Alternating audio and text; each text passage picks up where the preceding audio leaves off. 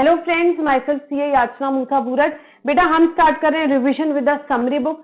जो students appear कर रहे हैं सीए फाइनल एग्जामिनेशन में May 21 में, उनके लिए रिलेवेंट ये रिवीजन सीरीज है for their paper indirect taxation. यहाँ पे हम सबसे पहले करने वाले हैं जीएसटी रिवाइज 10 आवर्स में, कस्टम्स देन इन 5 आवर्स।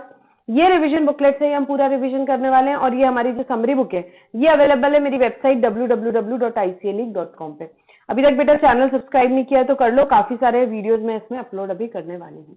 ठीक है, अब बेटा जो स्टूडेंट्स इंक्वायरी कर रहे हैं जस्ट 2 मिनट में उनको बता दूं, yes Google drive pen drive classes are available. बेटा यहाँ पे साथ में क्लासेस का हमारा फ्लो क्या रहता है, डिस्कशन का एंड ऑल बताती हूँ। 90 आवर्स का क्लास है बेटा, जिसमें हम सबसे पहले डिस्कस करेंगे जीएसटी। ये 2 कलर्ड बुक्स जीएसटी की है, एक कस्टम्स की है, एंड क्वेश्चन बैंक रहेगा। तो हमारा जो जीएसटी का डिस्कशन है, सबसे पहले हम जीएसटी से स्टार्ट करते हैं क्योंकि हमारा वेटेज जीएसटी पे ज्यादा है ऑब्वियसली। तो यहाँ पे हम जीएसटी का डिस्कशन करेंगे। पहले हमने चैप्टर नंबर 1 जीएसटी का डिस्कस किया, उसके बाद हम उसका question bank, chapter number 2 then उसका क्वेश्चन बैंक। ऐसे हम सारे चैप्टर्स जीएसटी के डिस्कस करते जाएंगे क्वेश्चन बैंक के साथ साथ में, एंड देन हम कस्टम का डिस्कशन करेंगे और एफटीपी का, उसका भी साथ साथ में क्वेश्चन बैंक डिस्कस करेंगे। तो क्या होता है, जैसे हमने प्रोविजंस पढ़े चैप्टर में, उससे हमारी कंसेप्चुअल क्लैरिटी आई। फिर एग्जाम में जैसे case study based practical questions आते हैं, वो सारे क्वेश्चन बैंक में है, तो वो सारे हम डिस्कस यहाँ पे करते हैं। तो क्या होता है, आप इंप्लीमेंट कर पाते हो कि भाई प्रोविजंस को आप लिंक कर पाते हो।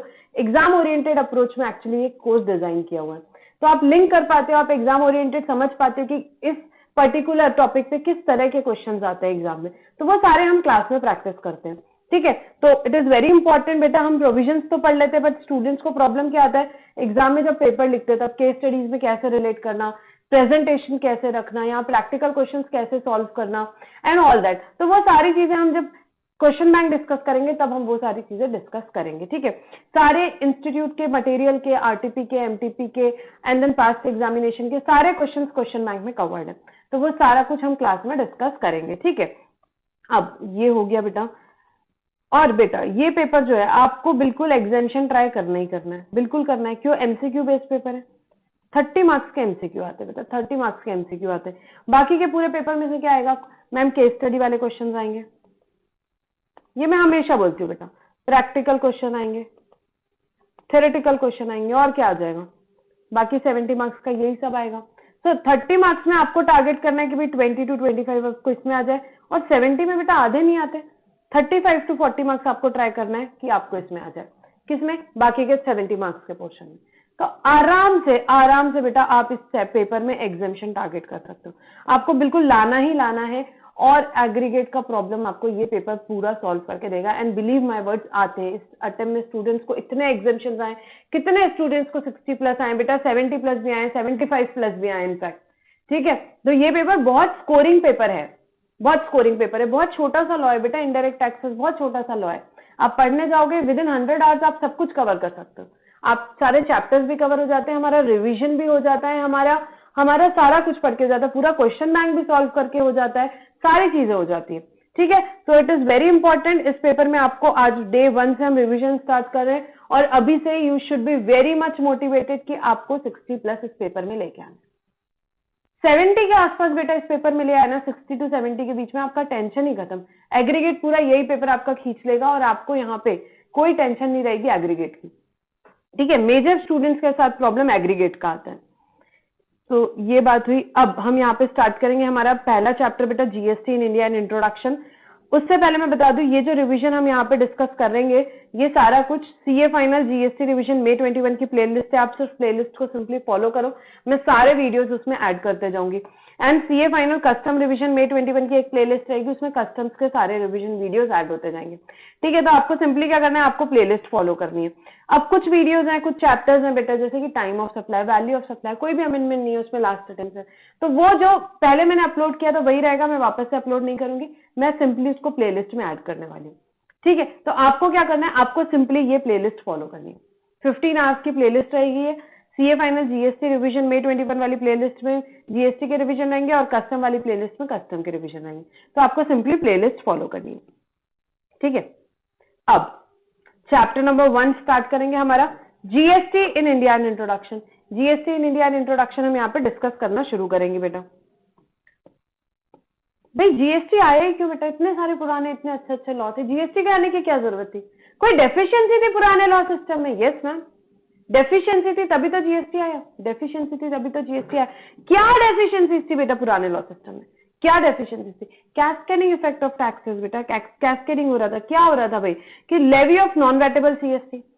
अब देखो 1 मिनट में डिस्कस करूंगी, बहुत सारे कंसेप्ट यहाँ पे कवर हो जाएंगे। जो सीएसटी था पहले, ठीक है, पहले क्या होता था, ओरिजिन बेस्ड टैक्सेशन सिस्टम था इंडिया में। हम क्या शिफ्ट हो गए बेटा, ओरिजिन से डेस्टिनेशन, ये हमने सब पढ़ा हुआ है। क्या होता था, ओरिजिन बेस्ड टैक्सेशन सिस्टम में अगर मिस्टर ए ऑफ महाराष्ट्र ने मिस्टर बी ऑफ गुजरात को गुड्स बेचे तो टैक्स क्या लगता था, सीएसटी। जो किसका रेवेन्यू होता था, वो रेवेन्यू होता था बेटा महाराष्ट्र गवर्नमेंट का। सीएसटी का पैसा किसके पास जाता था, महाराष्ट्र गवर्नमेंट के पास। तो गुजरात गवर्नमेंट क्रेडिट नहीं देती थी, सीएसटी का क्रेडिट नहीं मिलता था, levy of non vatable CST हो रहा था, levy of non vatable CST हो रहा था। ठीक है, तो ये बहुत बड़ी प्रॉब्लम थी। आज आईजीएसटी लगता है, अगर Mister A of Maharashtra Mister B of Gujarat को ये सेम ट्रांजैक्शन किया तो टैक्स कौन सा लगता है, IGST. IGST which is levied and collected by central government and then it is apportioned between बेटा central government and destination based state Gujarat. तो गुजरात को क्रेडिट देने का कोई प्रॉब्लम नहीं, कोई प्रॉब्लम नहीं गुजरात को क्रेडिट देने में। क्यों? क्योंकि भाई अब यहाँ पे क्या हो रहा है, यहाँ पे उनको पैसा मिल रहा है, यहाँ पे उनको पैसा मिल रहा है तो क्रेडिट देने में कोई प्रॉब्लम नहीं है। So there is a major move, we move from origin based taxation to destination based taxation system। ठीक है, जीएसटी कौन सा टैक्स सिस्टम है, डेस्टिनेशन बेस्ड टैक्स सिस्टम है बेटा। ठीक है, इसीलिए यहाँ पे अब कोई गवर्नमेंट को प्रॉब्लम नहीं है, आईजीएसटी का क्रेडिट मिलता है, आईजीएसटी का क्रेडिट मिलता है। तो पहले के लॉ में क्या प्रॉब्लम थी भाई, ये सीएसटी बहुत बड़ी प्रॉब्लम थी, सीएसटी बहुत बड़ी प्रॉब्लम थी। क्यों? क्योंकि इसका क्रेडिट नहीं मिलता था, क्योंकि इसका क्रेडिट नहीं मिलता था। तो कैस्केडिंग इफेक्ट हो रहा था टैक्स का। क्यों? क्योंकि levy of non vatable CST था। Second, inclusion of CENVAT in the value for imposing VAT. आपको पता है वैट लगाने के लिए जो वैल्यू ली जाती थी वो क्या होती थी, इंक्लूसिव ऑफ एक्साइज होती थी, इंक्लूसिव ऑफ एक्साइज होती थी, जो कि बहुत बड़ी प्रॉब्लम है। ऊपर से there is no CENVAT after manufacturing stage, manufacturing stage के बाद सनवैट का क्रेडिट नहीं मिलता था, मैन्युफैक्चरिंग स्टेज के बाद सनवैट का क्रेडिट नहीं मिलता था, जो कि बहुत बड़ी प्रॉब्लम थी। Non integration of VAT and service tax and double taxation of a transaction as goods and service. Double taxation हो रहा था बेटा, यार कितना ज्यादा प्रॉब्लम था। रेस्टोरेंट वालों को बोला कि आप गुड्स भी आप सर्विस भी है, वो वैट भी पे करे, सर्विस टैक्स भी पे करे। Same in the software industry. तो ये बहुत बड़ी प्रॉब्लम थी। क्या डबल टैक्सेशन हो रहा था, डबल टैक्सेशन हो रहा था। अब या तो कोई चीज को आप गुड्स बोलोगे या सर्विस बोलोगे, दोनों चीज बोल के 2 बार जीएसटी नहीं लगेगा। It is very clear now, schedule 2 ने बता दिया है कि भाई क्या चीज गुड्स है, क्या चीज सर्विस है, जहां भी कंफ्यूजन था। Then non-inclusion of several local bodies in state VAT such as luxury tax, entertainment tax। अब स्टेट लेवल पे एक वैट तो लग ही रहा था, उसके अलावा पता नहीं कितने सारे छोटे छोटे टैक्सेस लग रहे थे, luxury tax, entertainment tax and so on. तो ये सारी चीजें क्या थी, डेफिशिएंसी थी मैम।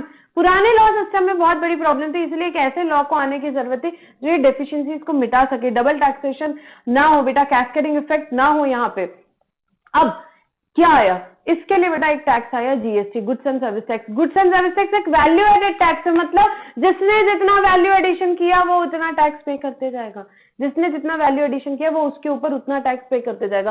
किस पे लगता है जीएसटी भाई, मैम मैन्युफैक्चर कर लो, सेल कर लो गुड्स का, चाहे आप प्रोविजन ऑफ सर्विस कर लो, टैक्स एक ही लगेगा जीएसटी।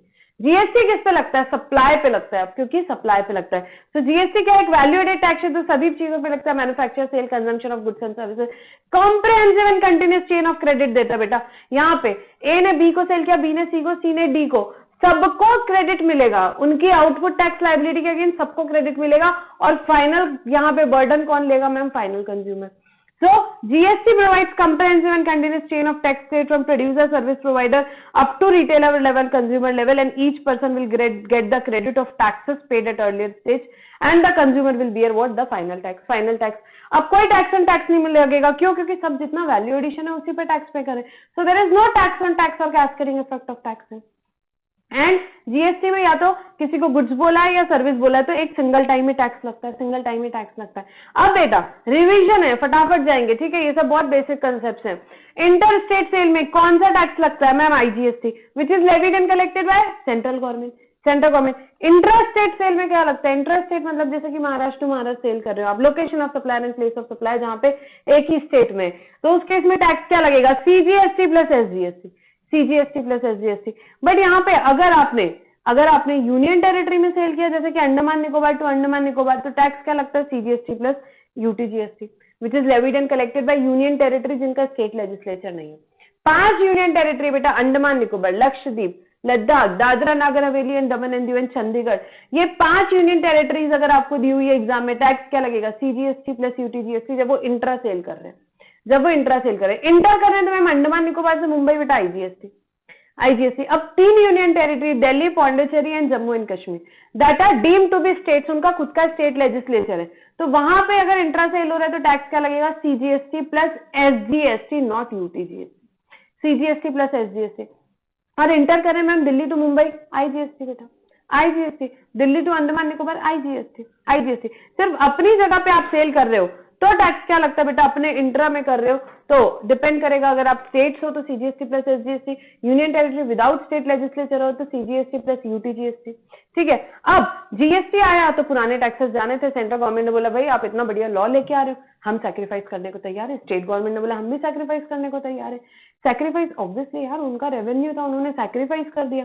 क्या सैक्रिफाइस किया बेटा? तो यहाँ पे सेंट्रल लेवल पे टैक्सेस क्या सब्स्यूम हुए? सीए यहाँ पे सेंट्रल लेवल पे सब्स्यूम हुए बेटा ये टैक्सेस।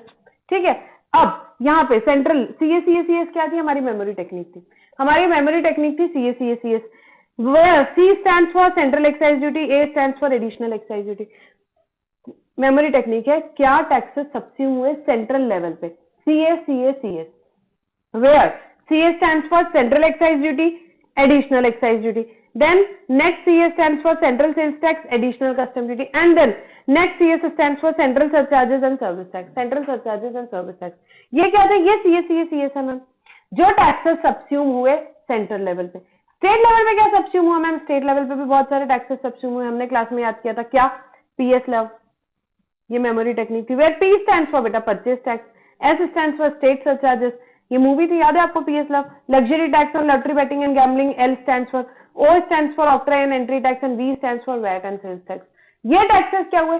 ये सब्स्यूम हुए बेटा स्टेट लेवल पे, अब कुछ टैक्सेस सब्स्यूम नहीं हुए, मतलब कि आज भी है। What are the continuing taxes आपसे एग्जाम में पूछा जा सकता है, एमसीक्यू में आ सकता है। Very important, this point is very important from exam point of view, बिल्कुल एक्सपेक्टेड है इसका नॉलेज आपको। तो हमने इसकी मेमोरी टेक्निक क्या याद की थी बेटा? अगर नहीं भूले हो तो V-CS,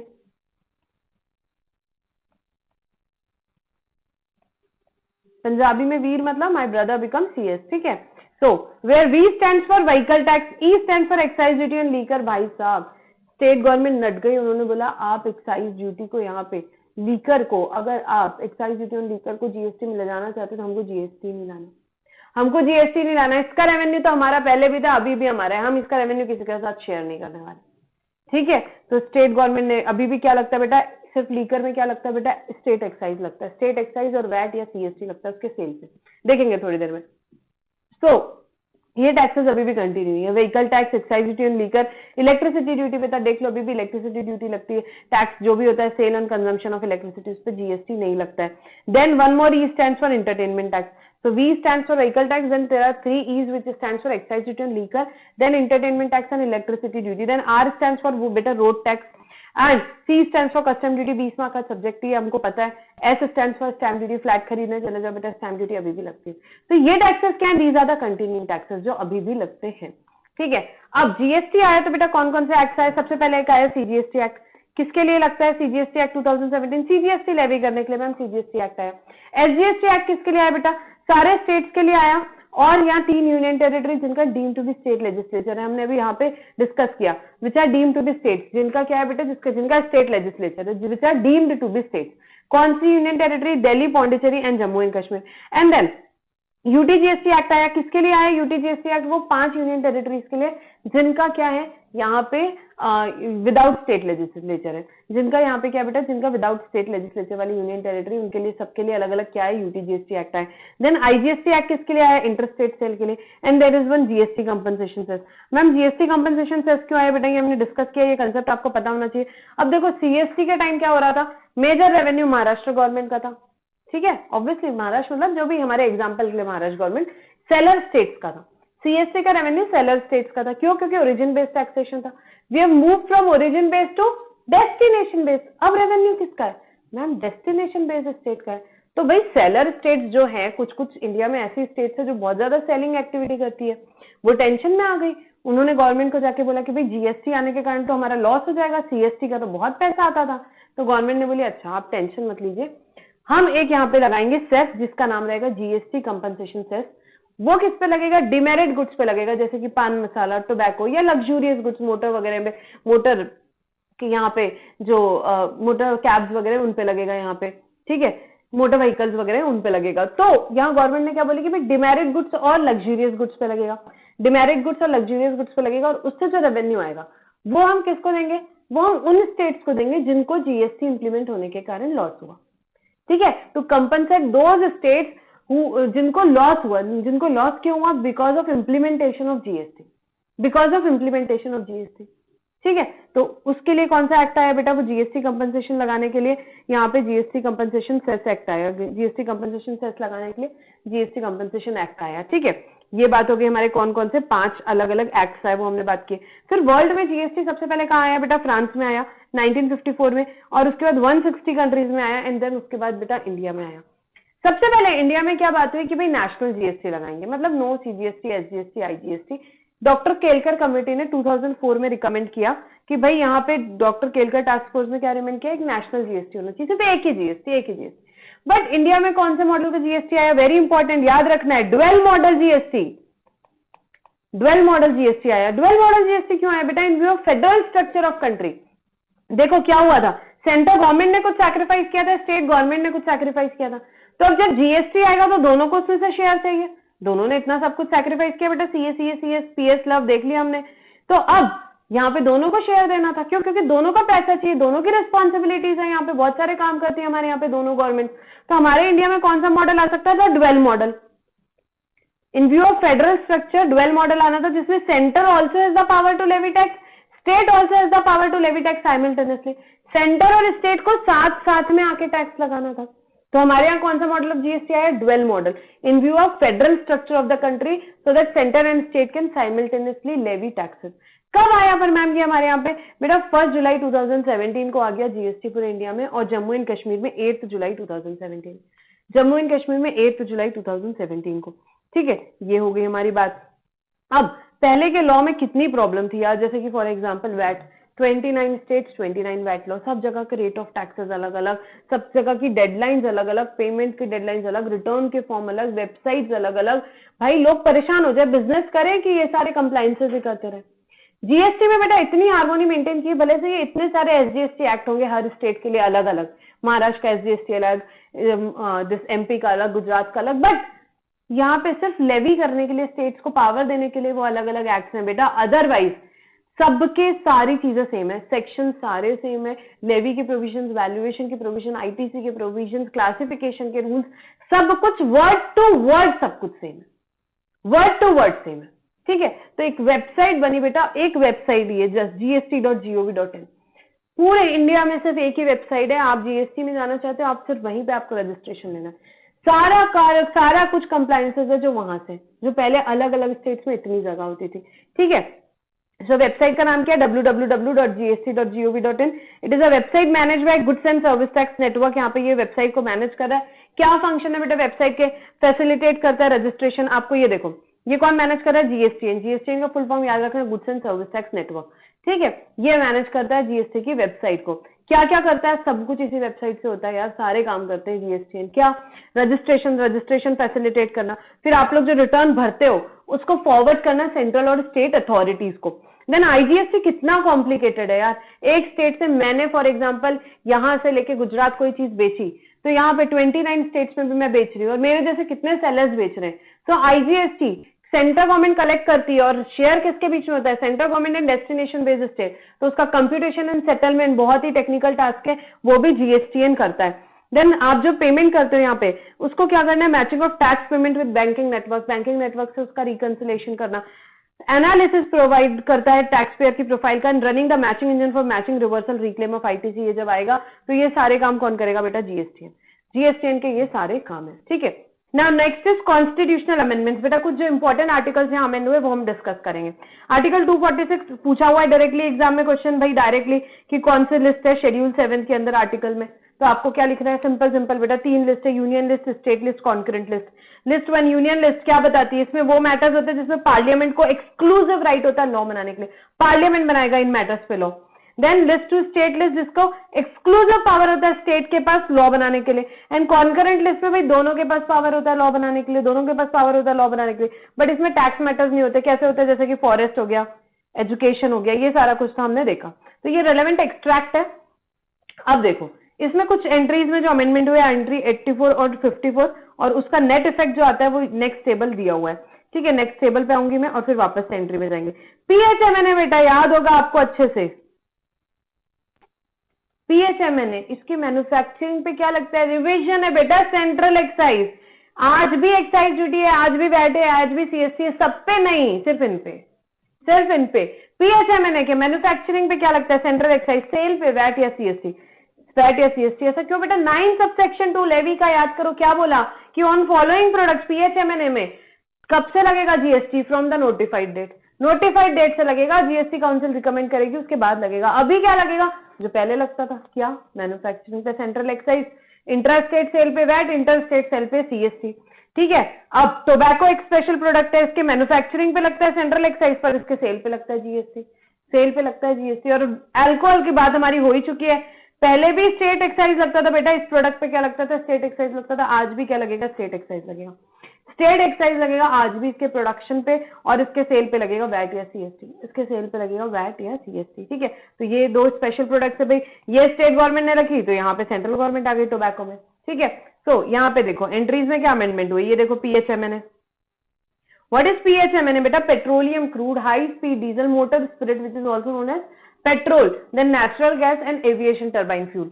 इनमें इनके मैन्युफैक्चरिंग पे क्या लगेगा, सेंट्रल एक्साइज। देखो यहाँ पे क्या लिखा है, duty of excise on the following product, in products पे लगेगा, प्लस टोबैको पे, प्लस टोबैको पे। ये 5 प्रोडक्ट तो दोनों एंट्रीज में कॉमन है, बट यहाँ पे टोबैको है तो अल्कोहल इनने स्टेट ने रख लिया। ठीक है, तो एक प्रोडक्ट डिफरेंट है। सो यहाँ पे अल्कोहल पे बेटा एक्साइज कभी भी सेंट्रल एक्साइज नहीं लगता था, पहले वाले लॉ में भी स्टेट गवर्नमेंट का ही रेवेन्यू था, इसलिए उस प्रोडक्ट पे क्या लगता था, यहाँ पे स्टेट एक्साइज लगता था। सो पीएचएमएनए में आपका क्या लग रहा है, प्रोडक्शन पे सेंट्रल एक्साइज, सेल पे वैट या सीएसटी, देन अल्कोहल के प्रोडक्शन पे स्टेट एक्साइज, सेल पे वैट या सीएसटी, टोबैको प्रोडक्ट्स के प्रोडक्शन पे सेंट्रल एक्साइज, सेल पे वैट, सेल पे जीएसटी, सेल पे GST. So this is very very important, इस चैप्टर का सेकेंड इंपॉर्टेंट पॉइंट, और बिल्कुल एग्जाम में आना ही आना है। टैक्सेबिलिटी इनकी आपसे पूछी जा सकती है किसी भी तरीके से, आपको बिल्कुल याद रखना है। अब एक आर्टिकल 246A आया जिसने पावर दिया किसको, पार्लियामेंट को, स्टेट को, साथ साथ में क्या, जीएसटी से रिगार्डिंग लॉ बनाने का। दोनों को साथ में आना था भाई, डुअल मॉडल आ रहा था, दोनों को साथ में आना था, लॉ बनाना था। तो पार्लियामेंट को स्टेट और लेजिस्लेचर ऑफ एवरी स्टेट को पावर दिया लॉ बनाने के लिए, एंड पार्लियामेंट को एक्सक्लूसिव पावर दिया लॉ बनाने के लिए in case of interstate, in case of interstate. And then last article जो हम यहाँ पे पढ़ेंगे बेटा, आर्टिकल 279A जीएसटी काउंसिल से रिलेटेड है, वेरी इंपॉर्टेंट, शॉर्ट नोट भी आया हुआ है इस पे एग्जाम में। ठीक है, ये बिल्कुल याद रखना है। कौन बनाता है जीएसटी काउंसिल बेटा, प्रेसिडेंट को एम्पावर किया कि वो बना सकते हैं जीएसटी काउंसिल यहाँ पे। और article 279 of the constitution empowers president of India to constitute, क्या, ज्वाइंट फोरम रहेगा, लोग सेंटर के भी रहेंगे, स्टेट के भी रहेंगे उसमें, नेमली जीएसटी काउंसिल। ठीक है, सो चेयरपर्सन कौन रहेंगे, यूनियन फाइनेंस मिनिस्टर रहेंगे, यूनियन फाइनेंस मिनिस्टर रहेंगे। और मेंबर्स कौन रहेंगे, union minister of state, in charge of revenue या फाइनेंस के जो मिनिस्टर्स रहेंगे, हर एक स्टेट गवर्नमेंट के अपने अपने लोग रहेंगे। जीएसटी काउंसिल जो है बेटा, मिनिस्टर इंचार्ज ऑफ फाइनेंस और टैक्सेशन और any other minister nominated by, हर एक स्टेट डिपार्टमेंट नॉमिनेट करेगा अपने मेंबर को। And then state finance minister will choose among themselves as vice chairperson of the council for such period as they may decide. And most importantly role क्या है GST council का बेटा, पत्ता नहीं हिलना है जीएसटी काउंसिल का रिकमेंडेशन के बिना, सारे काम जीएसटी में होंगे जीएसटी काउंसिल के रिकमेंडेशन से। जैसे कि कौन से टैक्सेस, सेस, सरचार्ज है जो कि सब्स्यूम होंगे जीएसटी में, कौन बताएगा, जीएसटी काउंसिल बता दिया उन्होंने, सीएस पीएस लव रिकमेंड कर दिया उन्होंने। कौन से गुड सर्विसेज जीएसटी में जो एग्जेम्प्ट रहेंगे वो कौन बताएगा, जीएसटी काउंसिल बताएगी। Model of goods and service tax law, principle of levy, apportionment of GST levied on supply in the course of interstate trade or commerce under article 269A and the principle that govern place of supply, ये सारे कौन बताएगा, ये सब कुछ GST council बताएगी बेटा। Then threshold limit turnover की क्या रहेगी, जब तक के लोगों को जीएसटी रजिस्ट्रेशन की जरूरत नहीं है। Special provision, special category states regarding the rates including floor rate for a specified period to raise additional resources during natural calamity और any other matter relating to goods and service tax council as they decide. सब कुछ बेटा, सब कुछ। कौन से taxes subsume होंगे, कौन से नहीं होंगे, कौन से गुड्स और सर्विसेज यहाँ पे जीएसटी लगेगा, कौन से एग्जेम्प्टेड रहेंगे, क्या जीएसटी लॉ का मॉडल रहेगा, क्या प्रिंसिपल रहेंगे लेवी के, अपोर्शनमेंट के, वो सारी चीजें कौन बताएगी, प्लेस ऑफ सप्लाई के प्रोविजंस क्या रहेंगे, सब कुछ जीएसटी काउंसिल यहाँ रिकमेंड करेगी। क्या आपकी थ्रेशोल्ड लिमिट रहेगी जब तक आपको रजिस्ट्रेशन लेने की जरूरत नहीं, क्या रेट्स रहेंगे, क्या फ्लोर रेट रहेंगे, कोई स्पेसिफिक पीरियड के लिए जब एडिशनल रेवेन्यू की यहाँ पे नेचुरल कैलेमिटी के कारण जरूरत है तो क्या रेट्स गवर्नमेंट लगा सकती है, क्या स्पेशल प्रोविजन है स्पेशल कैटेगरी स्टेट से रिलेटेड, और कोई और मैटर, सारी चीजें कौन बताएगा बेटा, जीएसटी काउंसिल। ये बहुत ज्यादा इंपॉर्टेंट है जीएसटी काउंसिल, ठीक है। डायरेक्टली शॉर्ट नोट वगैरह आ सकते हैं। तो इस चैप्टर में देखा जाए तो बेटा 3 चीजें हैं जो सबसे ज्यादा इंपॉर्टेंट है। A analysis of this chapter, CS यहाँ वाला जो हमने देखा था, सेंट्रल लेवल पे क्या सब्स्यूम हुआ है, स्टेट लेवल पे क्या सब्स्यूम हुआ है, क्या टैक्सेस सब्स्यूम नहीं हुए। देन सेकंड ये टैक्सेबिलिटी जो कि बहुत इंपॉर्टेंट है, and third role of GST council, role of GST council, ठीक है। तो ये 3 चीजें आपको बिल्कुल, जीएसटी काउंसिल का भी बहुत इंपॉर्टेंट रोल है जीएसटी में, तो ये तीनों चीजें बहुत इंपॉर्टेंट है जो कि आपको एकदम बाय हार्ट होनी चाहिए, ठीक है। तो यहाँ पे हमारा ये चैप्टर का डिस्कशन कंप्लीट होता है बेटा, and will stop our discussion over here. Thank you for now.